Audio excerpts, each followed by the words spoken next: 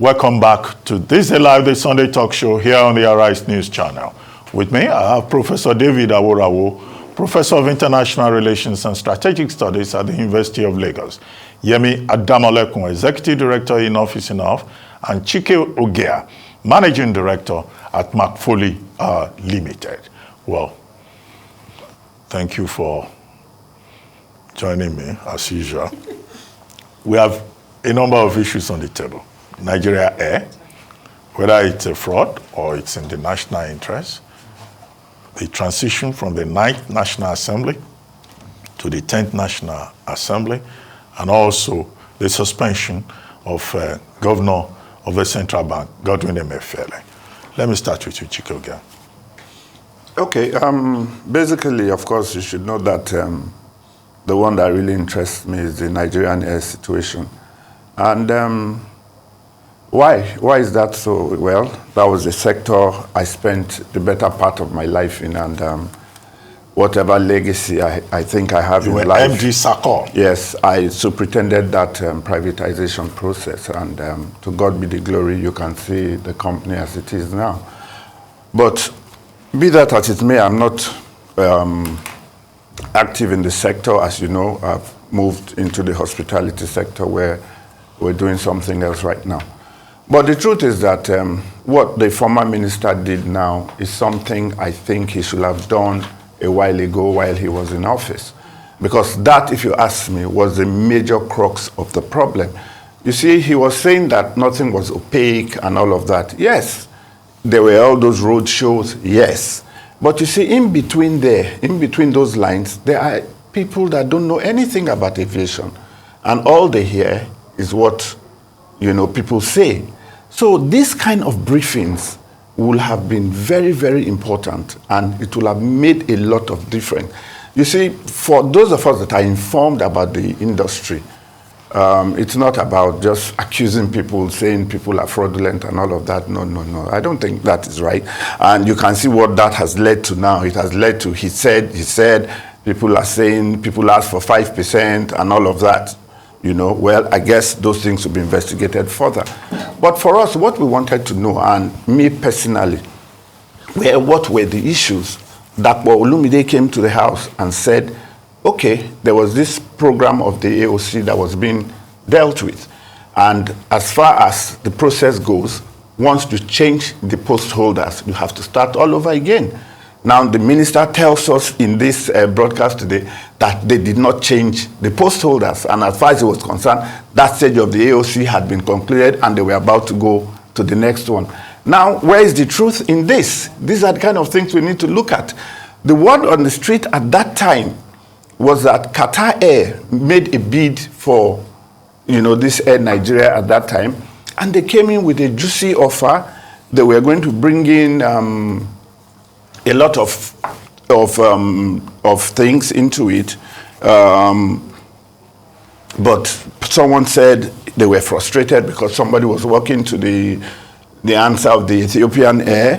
They were going to invest about, I think, $1 billion in this, and they were going to have 49% shares, which is the same thing. Now, why were they stopped? Additionally, they were supposed to also build, I think, an international airport and all of that, to go with it, which was to be, I've forgotten how much it was, but when it didn't work out, I think they moved on to Kigali, and they did all these things that they were supposed to do for us in Rwanda. Now, the point is this: I don't know whether these things are true. And these are the kind of things, these are the kind of issues the former minister will have come to say. But you see, when people are in office, I have been in office before, and you have the paraphernalia of government. The way you think is different. I looked at the minister today. I saw his body language, or the former minister. Okay. But just to your point about office and being out of office. I saw his body language, and you can tell that something is off now, and something is different. All that happened is that power has moved. You understand? Power has left him. And you see, if the way that magisterial kind of arrogance that a lot of our public officials bring to government, there's absolutely no need. You don't wait to be out of office before you're accountable and you talk to people. Like SACCO themselves said they have not even signed any shareholders agreement up till now. So what are we saying? No money has also been paid. So you can see these are all the kind of issues, but you know, the minister sits down and he is just handling everything by himself. He knows all the angles, nobody else seems to. Then that is a problem. You must carry all the other stakeholders along. Now, even Dr. Olumide, he's supposed to be an interim managing director. What does that mean? This guy is maybe one of the most consummate professionals we have in the industry. I've known Dakwa practically all my life from when we were children. I know Dakwa's pedigree in aviation and all of that. And you just take him, leave him at sea, so to speak. So you see, it's this kind of untidiness that is the problem. Nobody is accusing the minister of anything, at least not from my end. You know, those of them that might have the facts to deal with. You know, I keep telling you, Ruben, I said there are always three sides to this thing. And whenever we come, we just want to get to the truth. There's what we are saying, there's what they are saying, and there's the truth. And in between somewhere there, we must find out what that truth is. That's all we're interested in. It's not about name calling and all of that. So those are the kind of issues I think we should deal with. You know, how much percentage of shares were given to who did what, who didn't do what. Those are the kind of things. Let's put all these things on the table. That's my take on the aviation matter. And in the other case of, I think the other case that is trending right now is the Yemi matter. That, if you ask me, is, as my father used to say, it's as good as the morning follows the night. Yemi should have expected this. When Asiwaju was screaming, you know, what did he think he was saying? And what exactly were they doing at that time? You see, for me, it's not about Emefiele. You see, I have an advantage, and I keep saying it all the time. I have been in government before. Emefiele was definitely just walking to instructions. So you see, this is the problem. When you now isolate, this same thing happened with Sanusi now. We were here. It's happened. It's the same thing happening all over again. But the truth is that, are we ready to sanitize the whole system holistically? Or do we keep doing this staccato, stop-start thing we do, where one government leaves and the other government comes and then it starts to do all of this? Why could the government Emefiele served not have held Emefiele accountable? That is what I would have liked to see. But when you have a situation where, as was that last government, they say I read it somewhere that it's a government of kakistocracy. Yeah, exactly.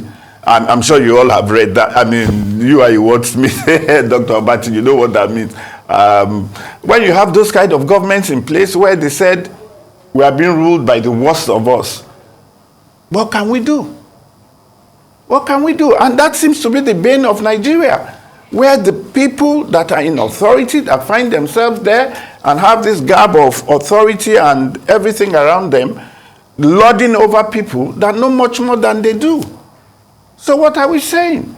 How can our country progress that way? We must find a way of start finding and bringing out the best of us to do these things. But if you ask me, I think hope is rising. I think we are moving forward. And I don't think we would see that kind of, the kind of government we had before again. That's the truth. Yemi Adamolekun, are we moving forward? Well, depends on what the parameters are, I guess. So we start with, well, maybe I'll start with where you ended off. And Godwin Emefiele.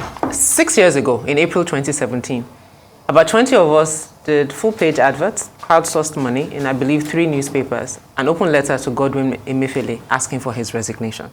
And his point was that we said, we're basically mismanaging the economy. And if you can't do this job, leave.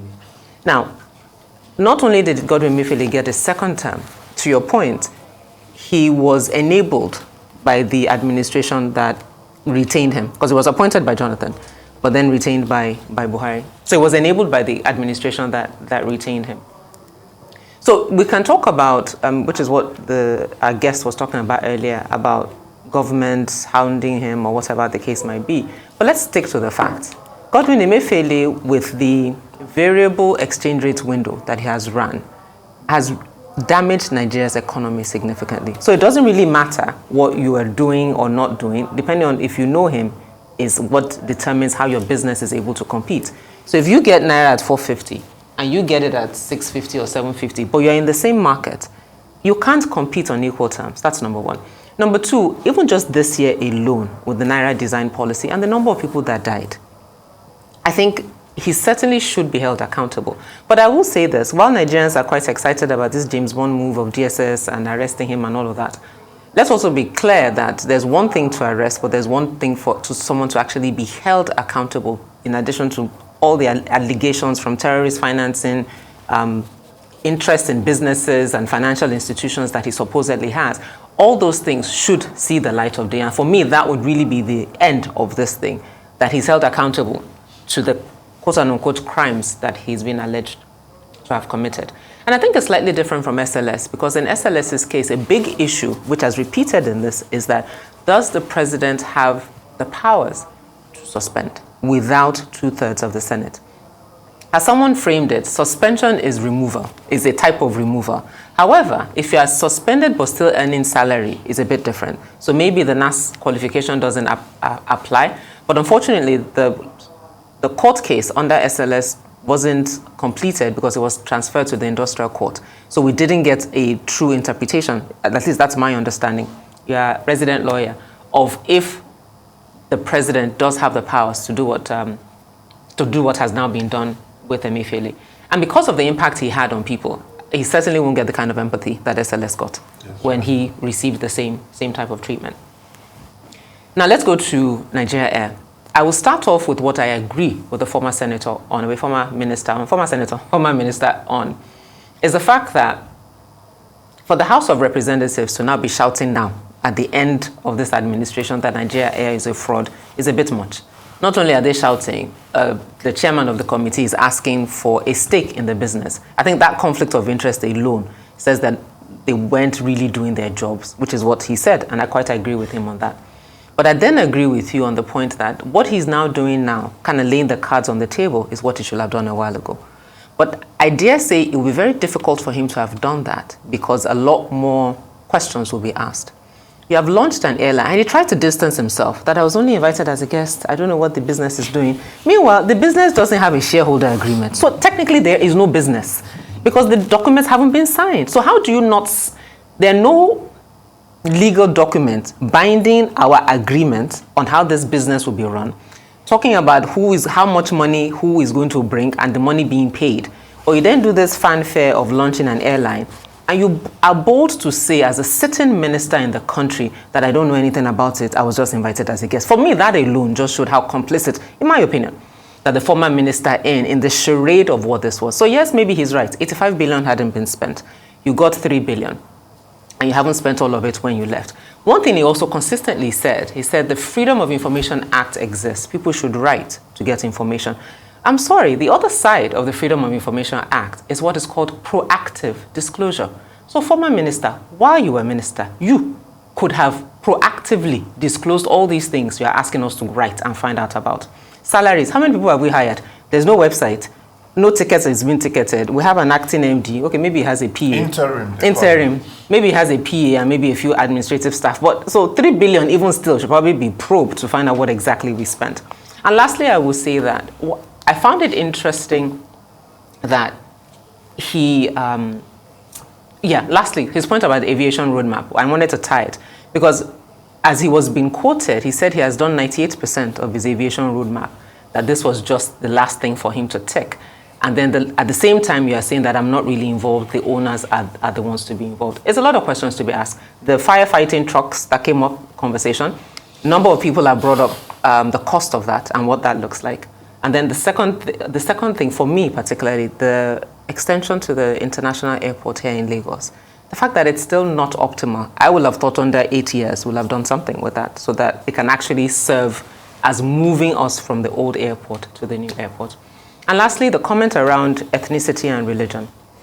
Malam El-Rufai's comments from Kaduna, and I think two interesting ones. El-Rufai's comments around religion in Kaduna, and the Speaker of the House in Lagos comments around ethnicity in Lagos. While his comments, people have responded that it will be unconstitutional, But I think the audacity that we have created, where elected government officials are boldly making statements to incite around religion and ethnicity, that we started with elections and we have continued into this administration, is certainly raising red flags that we need to be aware of. And we need to speak about and not just hope it would be swept under the table. I saw your comment, for example, on the morning show when we were talking about El-Rufai's comments. Everybody was expecting him to say, oh, that was not me. It was artificial intelligence. I didn't say that. He hasn't denied it, and nothing has happened. That's a problem. Well, Professor Aworawo, your turn. Yeah, I would like to begin with the assembly that will be inaugurated tomorrow, I think. Yeah. Tuesday. Tuesday. The ninth assembly, everybody agrees, was a rubber stamp. The assembly should do a lot better than the ninth assembly has done. They didn't do really well. Many of the debts that we now have hanging on our necks would have been avoided if that assembly had lived up to expectation. It seems that the presidency will just send something and approve, and it goes. That's not how a National Assembly is supposed to function. We expect that the 10th Assembly will correct that, will be more active, will do its oversight very well, and will scrutinize what comes from the executive before approval. They did a few things, the amendment of the Constitution, this power thing, the Electoral Act, a couple of things here and there that they did, but overall, it was too much of a rubber stamp, and the 10th Assembly must, overcome that. But the way things are going, it doesn't seem so, because if the president is picking who becomes the president of Senate, then we won't expect anything different from the 9th Assembly. So we come to the point, again, that what needs to happen is for the senators, the honorable members, to pick their leadership, hoping that bribery and corruption will not reign supreme, because many of them have said they've come to give me money. It's an insult to me. I mean, not one, not two, not three. So which means money is changing hands. And that is very embarrassing, to say the least, that elected members of Senate, other members, will have to collect bribe before they, elect, the leadership of both houses. On Emefiele, it's exciting that Emefiele is having so many people defending him. It's interesting. Defending him? Yes, I mean, making the case. I mean, Haneze just spoken. They denied it. They issued a statement saying that's not exactly what they said, but they did say something. Lisa Agbakuba has spoken. So many people here and there. Party. Yes, because Emefiele, to my mind, it was not really empathetic like that. That people are see the Naira thing. People were dying. He didn't bother. Even after the court ruled, he didn't care a hoot until the presidency had to take a position and practically compel him in a horrendous policy that had turned the economy upside down. People were dying practically, and of course the legal issue that Yemi talked about, sections 8 and 11 of the CBN Act of 2007, talking about the president and 2/3 of the Senate, having to agree before it can be removed. But this is suspension, so there is this gray area of can he not be suspended pending when he's removed, and then the Senate will be all of those little details have to be trashed out so that we really know exactly what needs to be done if there's an infraction from the CBN. But Emefiele didn't do well. When he was going to buy form to contest as president, what was he thinking? What was he thinking? Wanted to be president? Yes. And he didn't even want to resign. It was when the resignation thing came that he withdrew and said, oh, I'm no longer. So many extremes from him. Yeah, but you see, that was because he was being enabled. That's what I just He said. has the responsibility to say no. And that comes to also Sirika, that will say very shortly. Yeah. Sirika said that the chairholder says you should come and you are the minister. Yeah. Even I'm not a minister.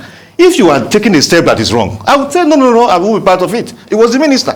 If he says, shareholder say come, I say, look, I only have 3 days to go, or maybe 2 days to go. Why should I come and launch something that I will not be around? That doesn't exist. Yes. Doesn't exist. Well, he would take his stand, but he never did. So, but Emefiele should be treated kindly. 2 wrongs don't make it right. He didn't care about Nigerians, but Nigerians and DSS should care about him. They should treat him fairly. They should not assume things that are not there. They should not create something that does not exist. And whatever action will be taken should be based on what the law provides. That's right. Yeah. Well, I mean, the issue is he has has rights under the law. Exactly. And this should not be seen as an act of vendetta. That is the big concern, not an act of vengeance. Yes. But he has enough. If the allegations are true, there's enough. I'm just saying, so there's no need to do vendetta, is my point. No, my point is that if it's true that he did these things, there's no need to do vendetta. Just follow the law, just as you said. And if he didn't do them, it should be allowed. The DSS has disclosed that they will conduct investigations. The investigation should be fair, and his rights under the law should be protected. Okay. Sorry, Ruben, just one thing I needed to add about El-Rufai. You know, that subject was not on the table. It was not on the table. Okay. That's why I brought it up. Okay, because I found it really strange because this is a guy I had known. I had met him with two of my very old friends, and even when he was a minister, we used to go to his house and all of that. And he came across, have a lot of northern friends as well. He came across to me as a cosmopolitan chap. So when I started hearing all these kind of things, I really got worried. Was this guy pretending all this time? You know, because that is dangerous. That guy is dangerous. Well, the fact that if he said those things, the fact that he has not disowned the statement is even what is more worrisome. Yes, exactly. And the fact that across the country you find people still, you know, doing ethnic dog whistling. Especially he served, I mean, he was governor in a regime that was the most divisive regime we've ever had in the country. Left the country as divided as it possibly, even before the Civil War, though I was a child, I don't think Nigeria was this divided. Okay. And his state, I mean, let's take one more topic. And I noticed that Chike Ogeah, you refused to talk about Lagos. Being a property owner in Lagos, you don't want a special law. I don't you see, to be passed. You know, the truth is that when I hear things like that, you know, they don't even make sense. Exactly. And don't forget, I'm a lawyer. So when people do, and I said, this is the speaker you of the will house. go to court in Nigeria. And that's the thing for me, that's the worrisome bit. And what you say, Lagos is Yoruba land, and you protect Lagosians. So if in fact, really, if you construe what he was trying to say, he will even exclude other Yorubas that are not Lagosians. So even you cannot, don't think you are exempted. And then Lagos has a history of non-Lagosians being governor. And the thing is just so mind-boggling. So you can see how comical it is. Let's take one more Absolute topic. daftness. In the wake of the scrapping of fuel subsidy, a number of state governments have embarked on the reduction of working days for their workers, ostensibly to help cushion the harsh impact of the development.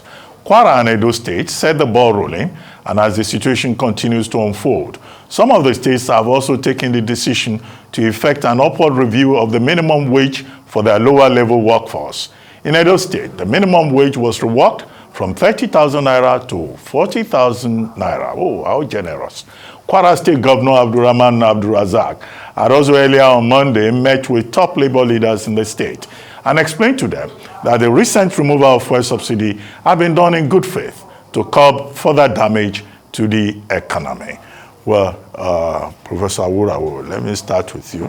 You are from Edo State, right? I'm from Delta State. You are from Delta, okay. My governor hasn't spoken yet. I'm expecting him to speak as quickly as possible.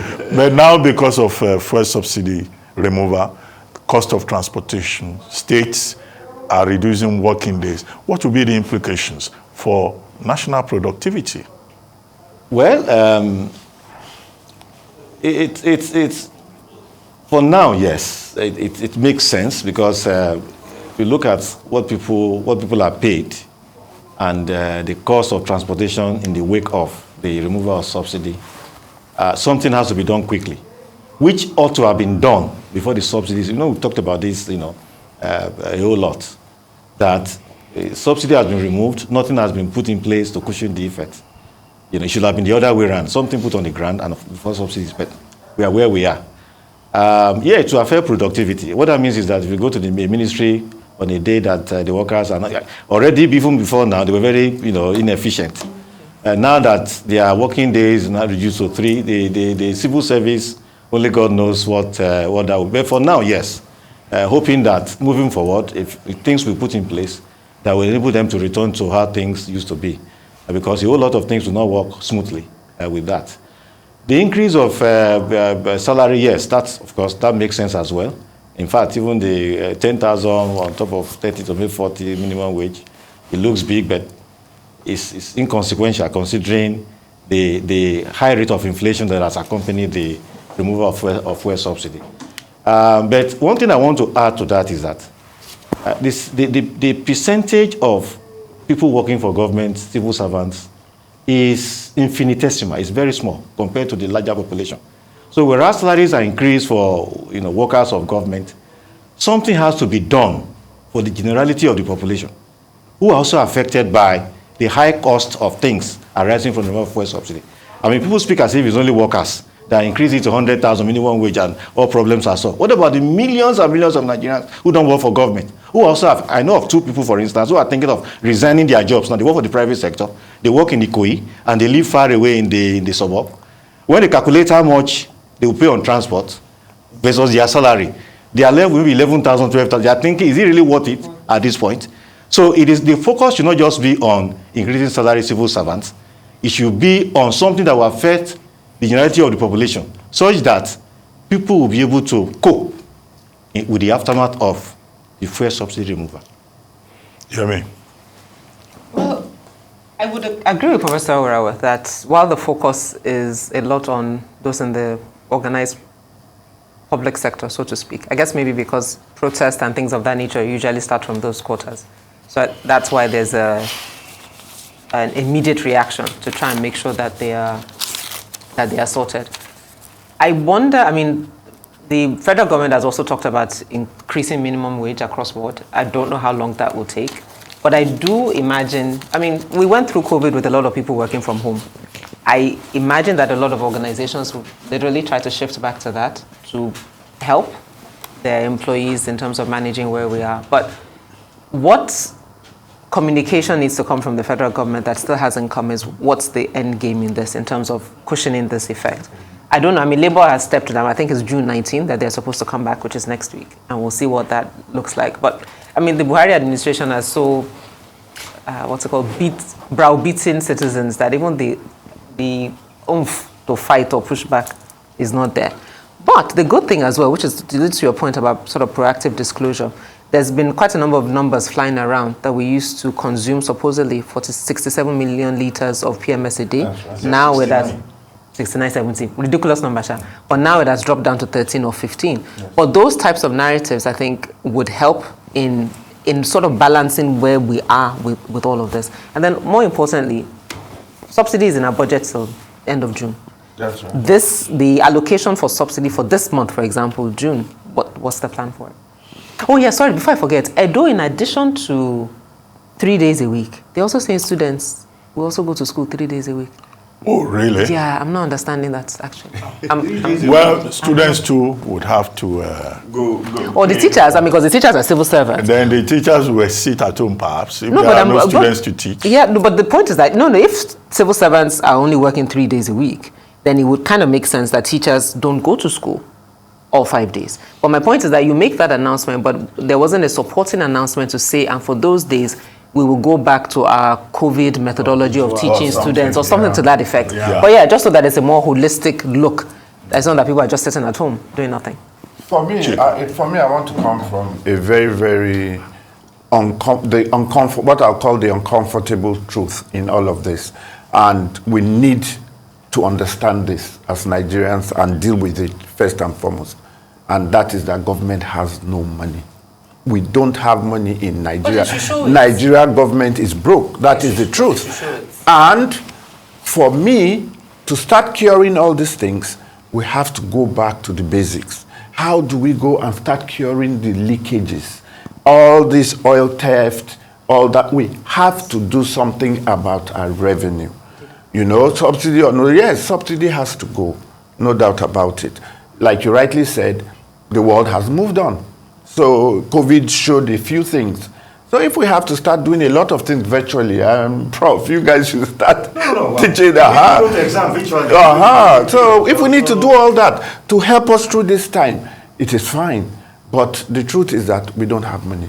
And I really pray for this administration. Sorry, let me because just add something. They have sold forward, I don't know how many months of 6 months or 1 year of our oil revenue has already been earned. Chike, let me add something. You understand? The government And should then also pursue loans, with the same energy. Yes. Reduction of cost of governance. That's what he was That's saying. the point he was making. Blocking the leakages, exactly. Yeah, That's always- reduction of this cost is- of governance. But this is what was always the issue with fuel subsidy and the argument. Yes. From Occupy Nigeria over 10 years ago. Yes. Cut your own waste before you put pressure Exactly. on citizens. Yes. So if we say we were supposedly paying on 67 million, Yes. and now, just like that, it's clear that we're only consuming All 13 those million. convoys, they should all be reduced.